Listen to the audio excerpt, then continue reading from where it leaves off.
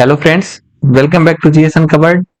इस video series के माध्यम से हम आगामी पैट 2023 का एग्जाम, इसके अलावा आरओ एआरओ के एग्जाम के लिए बहुत ही महत्वपूर्ण सेक्शन जनरल स्टडी को क्वेश्चंस के माध्यम से कंप्लीट कर रहे हैं। इतना मैं दावे के साथ कह सकता हूं कि आपके एग्जाम में जो क्वेश्चन पूछे जाएंगे वो इन्हीं क्वेश्चंस के इर्द गिर्द होंगे। इससे पहले हम 2 वीडियोस अपलोड कर चुके हैं, वो भी मॉडर्न हिस्ट्री से ही संबंधित हैं।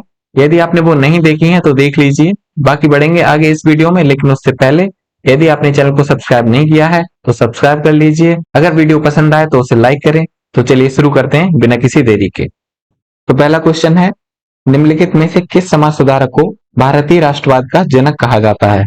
स्वामी दयानंद सरस्वती, स्वामी विवेकानंद, राजा राम मोहन राय या देवेंद्रनाथ टैगोर? तो इसका सही आंसर ऑप्शन सी, राजा राम मोहन राय। 19वीं सदी के दौरान राजा राम मोहन राय समाज सुधार की दिशा में कदम रखने वाले प्रथम व्यक्ति थे। इसीलिए इन्हें भारतीय राष्ट्रवाद का जनक कहा जाता है, या भारतीय राष्ट्रवाद का पैगंबर भी कहते हैं इनको, पैगंबर। इसके अलावा कई उपाधियां हैं जो इन्हें दी गई, जैसे इनको अतीत और भविष्य के मध्य सेतु भी कहा, जिनमें अतीत के गुण भी पाए जाते थे और भविष्य को दिशा देने वाले भी गुण पाए जाते थे। कहने का मतलब है इन्होंने कुछ कुरीतियों पर चोट भी की, इसके अलावा कुछ जो भारतीय संस्कृति थी उसको बढ़ावा भी दिया, इसीलिए इन्हें अतीत और भविष्य के मध्य सेतु भी कहा जाता है। इसके अलावा चूंकि इन्होंने भारत में पत्रकारिता की भी शुरुआत की, इसीलिए इन्हें पत्रकारिता का अग्रदूत ये भी उपाधि मिली है, पत्रकारिता का अग्रदूत, या फिर भारतीय प्रेस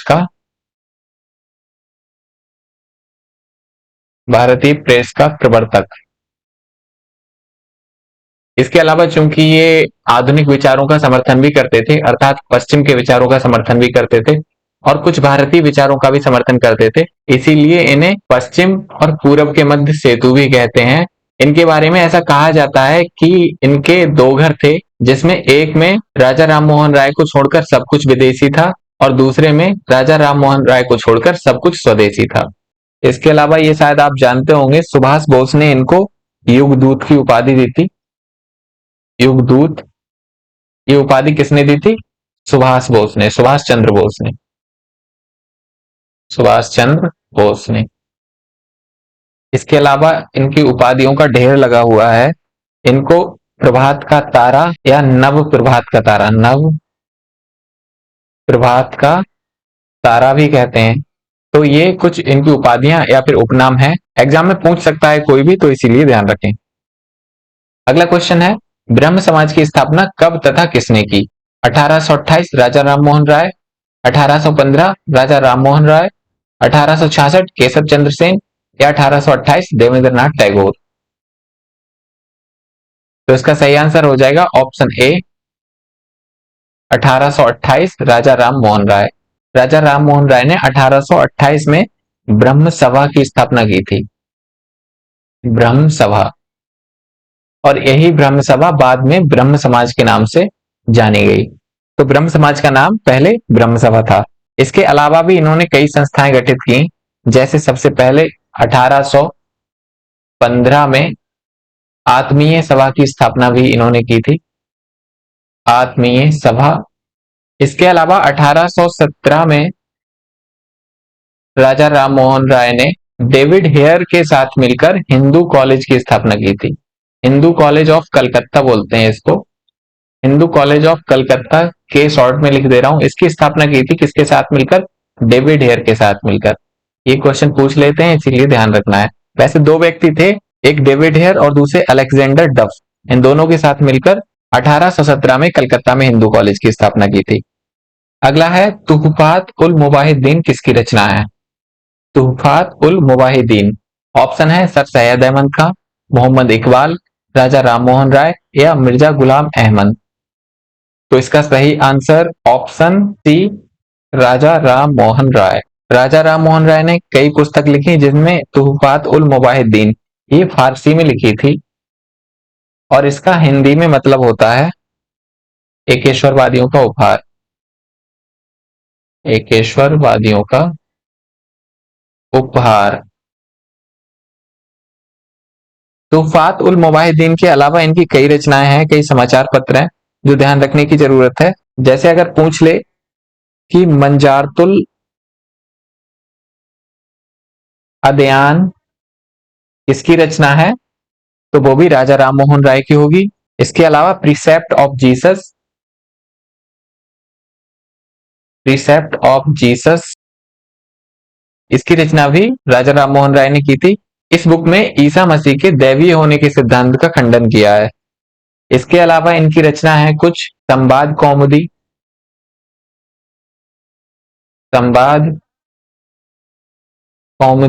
प्रज्ञा चांद,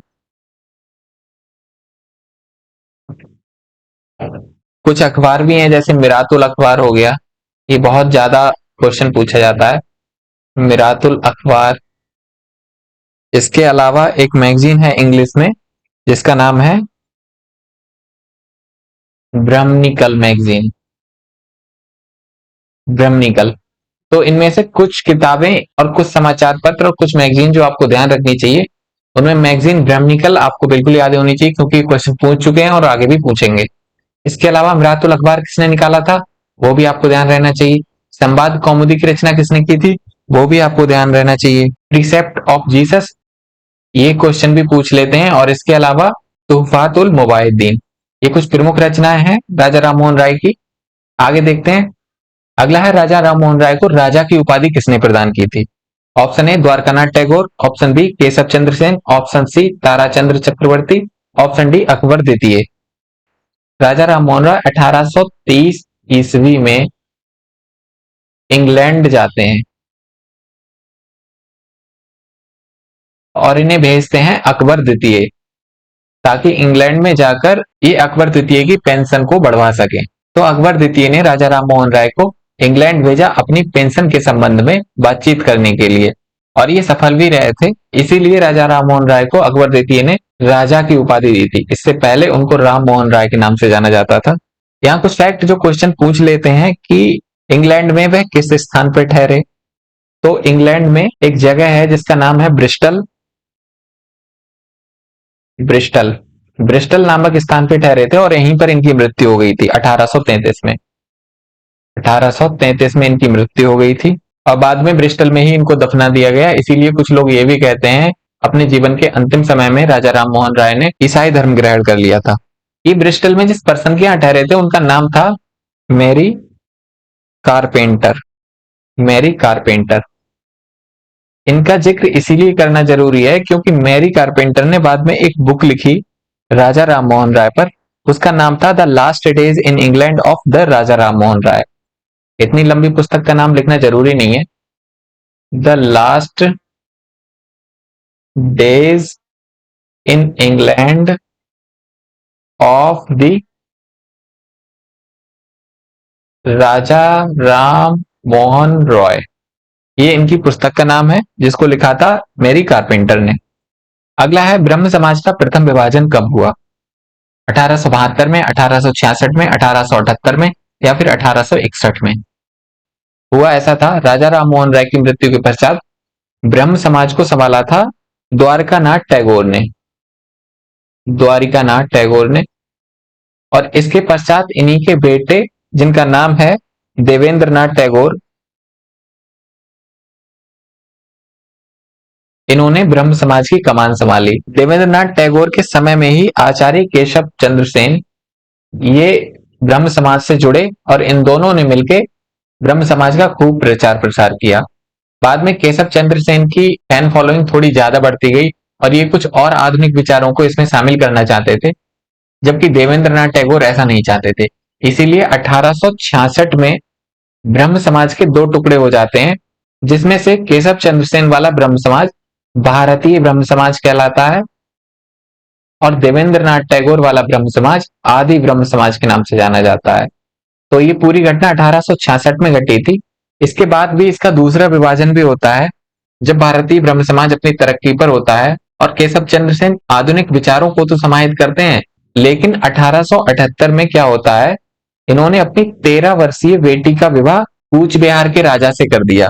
मतलब इतनी अल्प आयु में विवाह कर दिया, जबकि इससे पहले ये इस चीज के समर्थक नहीं थे, इन चीजों का विरोध करते थे। इसीलिए इनके जो और सहयोगी थे वो भारतीय ब्रह्म समाज से अलग हो गए। तब 1878 में ही इसका दूसरा विभाजन होता है और जो दूसरा गुट अलग हुआ था वो अलग से साधारण ब्रह्म समाज के नाम से एक अलग संगठन बनाता है, साधारण ब्रह्म समाज। तो ये दो विभाजन हुए, एक 1866 में जो केशव चंद्र सेन और देवेंद्रनाथ टैगोर के टाइम हुआ था, इसके अलावा दूसरा 1878 में। अगला है राजा राम मोहन राय के इंग्लैंड प्रवास के दौरान किसने ब्रह्म समाज का संचालन किया था। अभी आपको बताया था कि राजा राम मोहन राय की मृत्यु के पश्चात संचालन किसने किया था, द्वारिकानाथ टैगोर ने। द्वारिकानाथ टैगोर ने। लेकिन जब वो इंग्लैंड गए थे अकबर द्वितीय की पेंशन का मामला निपटाने, तब ब्रह्म समाज का संचालन किसने किया था, महर्षि द्वारकानाथ टैगोर ने। तो ये तो हो नहीं सकते। पंडित रामचंद्र विद्यावागीश, आचार्य केशव चंद्र सेन या महागोविंद रानाडे। तो इसका सही आंसर हो जाएगा ऑप्शन बी, पंडित रामचंद्र विद्यावागीश। अगला है प्रार्थना समाज के संस्थापक कौन है, दयानंद सरस्वती, आचार्य केशव चंद्र सेन, आत्माराम पांडुरंग या आरजी भंडारकर। प्रार्थना समाज की स्थापना 1867 में बॉम्बे में हुई थी और इसकी स्थापना की थी आत्माराम पांडुरंग ने। तो इसका सही आंसर हो जाएगा आत्माराम पांडुरंग। ये डेट आप ध्यान रखेंगे 1867 और जगह भी याद रखेंगे बॉम्बे। आत्माराम पांडुरंग के साथ एक पर्सन और थे जिनका नाम है एम जी रानाडे, महागोविंद या महादेव गोविंद रानाडे। ये भी इनके साथ थे। इन दोनों ने साथ में मिलकर प्रार्थना समाज की स्थापना की थी। ये समाज अपने आप में बहुत लोकप्रिय रहा था क्योंकि ना तो इसने ईसाई धर्म का समर्थन किया था बहुत ज्यादा और ना ही हिंदू धर्म का समर्थन किया था। इन्होंने अपने आप को पूर्णतः अलग कर लिया, इसीलिए इनकी लोकप्रियता उस समय बहुत बढ़ गई थी। ये अगर सही रूप में देखा जाए तो ब्रह्म समाज की ही एक समाज सुधारक शाखा थी। इसके जो अन्य सदस्य थे उनमें एक आरजी भंडारकर और चंदावरकर भी थे। आरजी भंडारकर और चंदावरकर। ये क्वेश्चन पैट जैसे एग्जामों में नहीं पूछेगा पर पीसीएस में पूछ लेता है कभी कभी सदस्यों को लेकर। अगला है निम्नलिखित में से किसे पश्चिमी भारत में सांस्कृतिक पुनर्जागरण का अग्रदूत माना जाता है। पश्चिमी भारत में सांस्कृतिक पुनर्जागरण का अग्रदूत, आरजी भंडारकर, गोपाल कृष्ण गोखले, महागोविंद रानाडे या विष्णु शास्त्री चिपलूकर। तो इसका सही आंसर जो अभी बताया था, महागोविंद रानाडे। इनका पूरा नाम महादेव गोविंद रानाडे था, शॉर्ट में लोग महागोविंद रानाडे भी कहते हैं।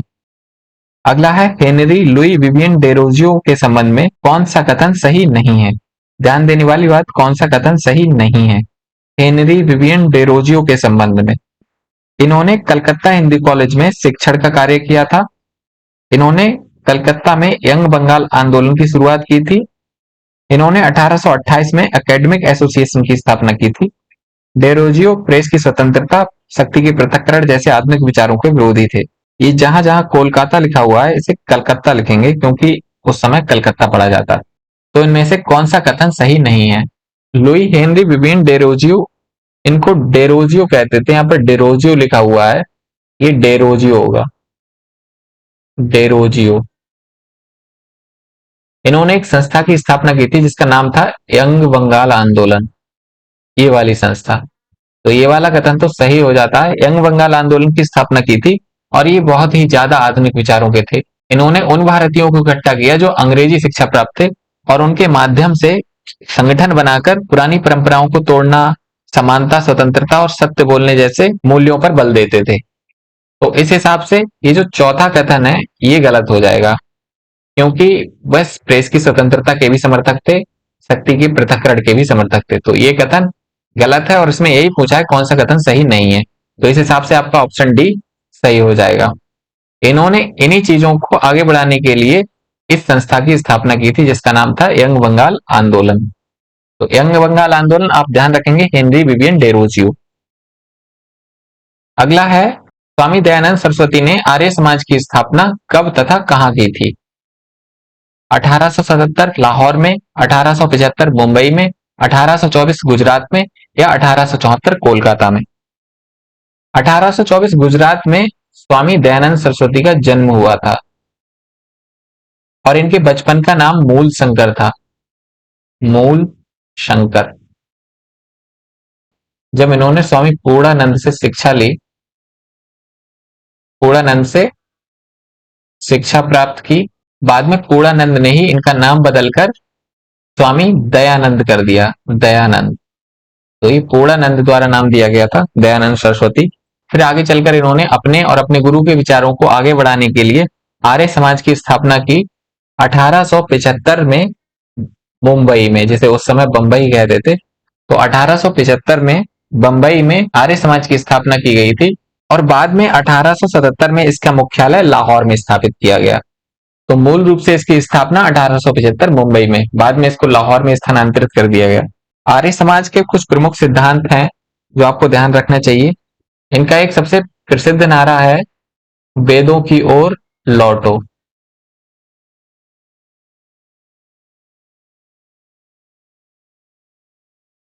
इन्होंने भारतीय वेदों को सबसे ज्यादा श्रेष्ठ बताया और कहा इनमें जो त्रुटियां दिखाई देती हैं वो बाद की बात है, जबकि पहले ऐसा नहीं हुआ था। वेद अपने मूल रूप में सबसे ज्यादा पवित्र और अच्छे हैं। आर्य समाज बहुत ही ज्यादा सफल रहा था। इनकी सफलता पंजाब में तो इतनी ज्यादा थी कि वहां पर ब्रह्म समाज समाप्त हो गया था इनकी वजह से। तो इसका प्रभाव बहुत ज्यादा व्यापक था, इसीलिए आर्य समाज को भारतीय अशांति का जन्मदाता भी कहा गया था। इन्होंने वेदों का तो समर्थन किया लेकिन पुराणों का बिल्कुल समर्थन नहीं किया, क्योंकि इनका कहना था कि पुराणों के माध्यम से ही वेदों में बुराइयां आई हैं, अर्थात वेदों को जो लोग बुरा मानते हैं उसका कारण मुख्य रूप से पुराण है। इसीलिए दयानंद ने पुराणों को दुष्ट आत्मा कहा है। ये ध्यान रखना है कि पुराणों को इन्होंने दुष्ट आत्मा कहा है। पुराणों को क्या कहा है? दुष्ट आत्मा। अगला है वैलेंटाइन चिरोल, जिनको वैलेंटाइन शिरोल भी पढ़ा जाता है, क्योंकि ये इनकी स्पेलिंग सी से शुरू होती थी, इसीलिए चिरोल शिरोल कहने में दिक्कत आती है। तो चिरोल या शिरोल अगर लिखा हो तो उससे कंफ्यूज नहीं होना है। वैलेंटाइन शिरोल ने निम्नलिखित में से किस संस्था को भारतीय अशांति का जन्मदाता कहा? ये अभी आपको बताया था। प्रार्थना समाज, वेद समाज, एंग बंगाल आंदोलन या आर्य समाज? तो ऑब्वियसली इसका सही answer option D Arya Samaj हो जाएगा। आर्य समाज को किसने कहा था? ये नाम आप ध्यान रखेंगे, वैलेंटाइन शिरोल या वैलेंटाइन चिरोल। अगला है वेदों की ओर लौटो का नारा किसका है? ये भी अभी चर्चा की गई थी, तो इसका सही answer obviously option A Swami Dayanand Saraswati हो जाएगा। अगला है स्वामी विवेकानंद को किसने आधुनिक राष्ट्रीय आंदोलन का आध्यात्मिक पिता कहा? स्वामी विवेकानंद को किसने आधुनिक राष्ट्रीय आंदोलन का आध्यात्मिक पिता कहा? महात्मा गांधी ने, सुभाष चंद्र बोस ने, जवाहरलाल नेहरू ने या एनी बेसेंट ने? स्वामी विवेकानंद के बारे में कुछ महत्वपूर्ण बातें। इनके बचपन का नाम नरेंद्र नाथ था। नरेंद्र नाथ, ये इनके बचपन का नाम है और ये परमहंस के शिष्य थे। परमहंस। इनको दक्षिणेश्वर के स्वामी के नाम से भी जाना जाता है। दक्षिणेश्वर के स्वामी। तो स्वामी विवेकानंद दक्षिणेश्वर के स्वामी या परमहंस के शिष्य थे। एक घटना जो इनके बारे में सबसे ज्यादा प्रचलित है वो है 1893 का शिकागो विश्व धर्म सम्मेलन। शिकागो विश्व धर्म सम्मेलन, इसमें इन्होंने भाग लिया था और हिंदी में स्पीच दी थी और उसकी शुरुआत हुई थी भाइयों और बहनों के नाम से। तो इस नाम से उस समय इतनी तालियां बजी थी और बाद में इनकी खूब प्रशंसा भी हुई। अमेरिका में इनको तूफानी हिंदू भी कहा गया। तूफानी हिंदू। अगर हिंदू लूथर पूछ ले, हिंदू लूथर किसे कहा जाता है, तो वो स्वामी दयानंद थे। दयानंद को कहा जाता है हिंदू लूथर। और ये आधुनिक राष्ट्रीय आंदोलन का आध्यात्मिक पिता सुभाष चंद्र बोस ने कहा था। तो इसीलिए ऑप्शन बी आपका सही हो जाएगा। इसके अलावा इनकी कुछ उपाधियां हैं, जैसे इनको हिंदू नेपोलियन भी कहा जाता है। हिंदू नेपोलियन। स्वामी विवेकानंद ने जिस संस्था की स्थापना की थी उसका नाम था Ramakrishna mission. Ramakrishna mission. Ramakrishna mission 1897 में कलकत्ता में स्थापित किया गया था। कलकत्ता में 1897 में। दयानंद सरस्वती के बारे में एक बात जो और आपको ध्यान रखनी चाहिए वो ये कि इन्होंने मूर्ति पूजा का समर्थन किया था। इसके अलावा इनकी कुछ प्रमुख अंग्रेजी पत्रिका भी है, जैसे प्रबुद्ध भारत, वो अंग्रेजी पत्रिका है। प्रबुद्ध भारत ये अंग्रेजी पत्रिका है इंग्लिश में। इसके अलावा उद्बोधन नाम से बंगाली में एक पत्र निकाला था। उद्बोधन ये बंगाली में है। 3 बुक हैं जो फेमस हैं, कर्मयोग, ज्ञान योग और राजयोग। राजयोग ये 3 बुक आप ध्यान रखेंगे। आगे है थियोसोफिकल सोसाइटी के संबंध में कौन सा कथन सही नहीं है। इसकी स्थापना 1875 में न्यूयॉर्क में मैडम ब्लेबोत्स्की और कर्नल अल्काट द्वारा की गई थी। भारत में इसकी एक शाखा एनी बेसेंट द्वारा मद्रास में स्थापित की गई। यह सोसाइटी भारतीय समाज में व्याप्त रूढ़िवादी विचारों का समर्थन करती थी। इसने हिंदू, बौद्ध और पारसी धर्म के उत्थान के लिए प्रयत्न किया। तो इनमें से कौन सा कथन गलत है थियोसोफिकल सोसाइटी के संदर्भ में, ये बताना है आपको। तो अगर पहले कथन की बात करें कि थियोसोफिकल सोसाइटी की स्थापना 1875 में मैडम ब्लेवेत्स्की और कर्नल अल्काट ने की थी, ये बिल्कुल सही है। तो ध्यान रखेंगे थियोसोफिकल सोसाइटी की स्थापना 1875 में न्यूयॉर्क में हुई थी। दूसरा है इसकी एक शाखा एनी बेसेंट द्वारा मद्रास में स्थापित की गई, ये गलत हो जाएगा। मद्रास में इसकी एक शाखा स्थापित तो की गई थी, लेकिन वो एनी बेसेंट द्वारा नहीं की गई थी। एनी बेसेंट को बाद में इसका प्रमुख बनाया गया, लेकिन जब ब्लेबोत्स्की की मृत्यु हो गई थी। तो मद्रास में इसका जो अंतरराष्ट्रीय कार्यालय खुला था वो मद्रास के अडयार में था। अगर ये भी पूछ ले तो ध्यान रखेंगे, मद्रास के अडयार में इसकी एक शाखा खोली गई थी। बाद में जब ब्लेबोत्स्की की मृत्यु हो जाती है तो 1907 में ये इस शाखा की प्रमुख बनती हैं, जबकि इस शाखा की स्थापना तो पहले हो गई थी 1886 में। तो इस हिसाब से ये आपका आंसर हो जाएगा, क्योंकि ये क्वेश्चन सही नहीं है। इसके अलावा ये सोसाइटी भारतीय समाज में व्याप्त रूढ़िवादी विचारों का समर्थन करती थी, ये बिल्कुल सही है। इसने हिंदू, बौद्ध और पारसी इन 3 धर्मों के उत्थान के लिए प्रयास किया था, ये भी कथन सही है। तो आपका आंसर बी सही हो जाएगा। अगला है, वह कौन सा संगठन है जिसने राजा राम मोहन राय के ब्रह्म समाज का विरोध किया था। सत्यशोधक समाज, धर्म सभा, यंग बंगाल आंदोलन या परमहंस मंडली। राजा राम मोहन राय के विचारों का विरोध करते थे राधा कांत देव, और इन्होंने विरोध को आगे बढ़ाने के लिए धर्म सभा नाम से एक संस्था की स्थापना की। तो आंसर भी ठीक हो जाएगा। अगला है, निम्नलिखित में से कौन सर्वेंट ऑफ इंडिया सोसाइटी के संस्थापक हैं। सर्वेंट ऑफ इंडिया सोसाइटी के संस्थापक गोपाल हरि देशमुख, दादोबा पांडुरंग, गोपाल कृष्ण गोखले या Srinivasa Sastri. Servant of India society को हिंदी में भारतीय सेवक समाज भी कहते हैं। अगर ये हिंदी में लिखा हुआ आ जाए तो कंफ्यूज नहीं होना है, क्योंकि हिंदी में भी लिख देते हैं भारतीय सेवक समाज। इसकी स्थापना किसने की थी? तो इसका सही आंसर हो जाएगा ऑप्शन सी, गोपाल कृष्ण गोखले। गोपाल कृष्ण गोखले की मृत्यु के बाद श्रीनिवास शास्त्री इसके अध्यक्ष बने थे। ये अध्यक्ष बने थे लेकिन मृत्यु के बाद। तो सर्वेंट ऑफ इंडिया सोसाइटी अगर इसकी डेट पूछ ले तो आपको याद रखने के लिए 1905 में इसकी स्थापना हुई थी। हालांकि इतनी जरूरी नहीं है, पर आप ध्यान रखेंगे servant of India society 1905, Gopal Krishna Gokhale. अगला है, देवबंद आंदोलन की शुरुआत निम्नलिखित में से किसने की थी। देवबंद आंदोलन मिर्जा गुलाम अहमद ने, कासिम नानोतवी, सैयद अहमद खां या मौलाना अबुल कलाम आजाद। देवबंद आंदोलन एक ऐसा आंदोलन था जिसने कांग्रेस का समर्थन किया था। तो ये कांग्रेस समर्थक आंदोलन था, और जबकि इन्होंने विरोध किया था सैयद अहमद खां का। इनका विरोध करते थे। सैयद अहमद खां आधुनिक पश्चिमी विचारों को मुस्लिम समाज में लाना चाहते थे, लेकिन ये इनके विरोध में जो परंपरागत मुस्लिम मान्यताएं हैं उनको ज्यादा प्रमोट करते थे, देवबंद आंदोलन। तो इस हिसाब से सैयद अहमद खां तो आंसर होगा नहीं, और इसका सही आंसर हो जाएगा ऑप्शन बी, कासिम नानोतवी। इनके संग एक पर्सन और थे, रशीद अहमद। रशीद अहमद गंगोही इनका पूरा नाम है, ये रशीद अहमद गंगोही। और इनके बारे में ध्यान रखना है, ये अलीगढ़ आंदोलन, अलीगढ़ आंदोलन किसका था? सैयद अहमद खां का। अलीगढ़ आंदोलन का विरोध करते थे और कांग्रेस का समर्थन करते थे। और रूढ़िवादी विचारों को प्रचारित करने में आगे थे, जबकि आधुनिक विचारों को हतोत्साहित किया था। अगला है तथ्य शोधक समाज के संबंध में निम्नलिखित कथनों पर विचार करें। ये जाति विरोधी आंदोलन था। इसकी स्थापना 1873 में ज्योतिबा फुले ने की थी। उपर्युक्त कथनों में से कौन से कथन सही हैं? तो सत्य शोधक समाज, इसकी स्थापना 1873 में ज्योतिबा फुले ने की थी, ये बिल्कुल सही है।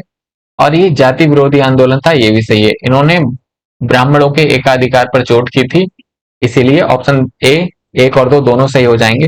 ज्योतिबा फुले की एक बुक जो एग्जाम में पूछ लेते हैं बार बार, वो आप ध्यान रखेंगे, गुलामगिरी नाम से इन्होंने बुक लिखी थी। गुलामगिरी, इस नाम से इन्होंने पुस्तक लिखी थी। अगला है निम्नलिखित पर विचार करें। आत्मसम्मान आंदोलन, बायकोम सत्याग्रह, बहिष्कृत, हितकारणी सभा और जस्टिस आंदोलन। उपर्युक्त में से कौन सा या से आंदोलन या संगठन ब्राह्मण एकाधिकार विरोधी तथा निम्न जाति के अधिकारों से संबंधित है? तो इनमें से जो आत्मसम्मान आंदोलन है वो ईवी रामास्वामी नायकर ने चलाया था। ईवी रामास्वामी नायकर, इनको पेरियार के नाम से भी जाना जाता था, तो आप ध्यान रखेंगे। इसके अलावा वायकोम सत्याग्रह केशव मेनन द्वारा चलाया गया था, केशव मेनन। वहीं बहिष्कृत हितकारणी सभा, इसकी स्थापना डॉक्टर बी आर अम्बेडकर ने की थी। और जस्टिस आंदोलन, इसे न्याय आंदोलन भी कहते थे, न्याय या जस्टिस आंदोलन, इसकी स्थापना 3 लोगों ने मिलकर की थी, जिनमें से एक है मुदलियार। इनको आप शॉर्ट नाम में ही ध्यान रखें, पूरा नाम आपको याद नहीं होगा। Mudaliar, T M Naicker, T M Naicker, और तीसरे हैं पी त्यागराज चेट्टी। तो ये चारों आंदोलन निम्न जाति आंदोलन है, तो इसका आंसर ऑप्शन सी, उपयुक्त सभी सही हो जाएगा। अगला है निम्नलिखित में से किसकी या किनकी स्थापना राजा राममोहन राय द्वारा की गई थी? इस पे चर्चा वैसे हम कर चुके हैं। आत्मीय सभा की गई थी, ब्रह्म समाज की गई थी, प्रार्थना समाज की स्थापना किसने की थी? कमेंट बॉक्स में बताएंगे। आर्य समाज की स्थापना ये सब बता चुके हैं किसने की थी। तो इनमें से जो 2 ऑप्शन है, 1 और 2, वो सही हो जाएंगे, तो इसीलिए ऑप्शन सी, 1 और 2 सही हो जाएंगे। अगला है 19वीं शताब्दी का पूर्वी बंगाल का फराजी आंदोलन किसके नेतृत्व में विकसित हुआ? फराजी आंदोलन, टीटू राय, हाजी शरीयतुल्लाह, सैयद अहमद खां या दुदू मियां? तो इसका सही आंसर हो जाएगा ऑप्शन ए, हाजी शरीयतुल्लाह। इसमें चर्चा करने लायक कुछ विशेष नहीं है। अगला है 1829 में सती प्रथा को गैर कानूनी किसने घोषित किया था? लॉर्ड कैनिंग ने, विलियम बेंटिक ने, लॉर्ड कर्जन ने या सर जॉन शोर ने? तो इसका सही आंसर हो जाएगा option B, Lord William Bentinck ने। लॉर्ड विलियम बेंटिक ने राजा राममोहन राय के साथ मिलकर, उनके प्रयासों से, राजा राममोहन राय उनके साथ मिलकर सती प्रथा का अंत किया और 1829 में एक कानून बनाया जिसके तहत सती प्रथा को गैर कानूनी घोषित कर दिया गया। अगला है ईश्वर चंद्र विद्यासागर द्वारा चलाए गए सामाजिक सुधार आंदोलन में प्रमुख था जाति प्रथा पर रोक, सती प्रथा पर रोक, विधवा पुनर्विवाह या नरबली प्रथा पर रोक? ईश्वर चंद्र विद्यासागर ने सबसे ज्यादा समर्थन महिलाओं को दिया, और वो भी विधवा पुनर्विवाह के पक्ष में। और विधवा पुनर्विवाह के पक्ष में इन्होंने लगातार आंदोलन चलाए और 1856 में हिंदू विधवा पुनर्विवाह के लिए एक कानून भी पास कराया। तो ये भी आप ध्यान रखेंगे, 1856 में एक पुनर्विवाह के लिए, मतलब विधवा पुनर्विवाह के लिए एक कानून पास भी कराया। इस हिसाब से आपका ऑप्शन सी सही हो जाएगा। अगला है 1817 में कलकत्ता में प्रसिद्ध हिंदू कॉलेज की स्थापना किसने की? राजा राममोहन राय, दयानंद सरस्वती, डेविड हेयर या बहराम जी मालावारी? इसकी चर्चा हम पहले ही कर चुके हैं वीडियो की शुरुआत में। इसकी स्थापना डेविड हेयर ने राजा राममोहन राय के साथ मिलकर 1817 में की थी। डेविड हेयर एक अच्छे व्यक्ति थे, ये एक घड़ी साज के रूप में आए थे। घड़ी साज कोई होता होगा, घड़ी साज कहते थे, घड़ी साज के रूप में आए थे और इन्होंने पूरे जीवन भर भारत में समाज सुधार और आधुनिक शिक्षा के प्रसार में अपना जीवन लगा दिया।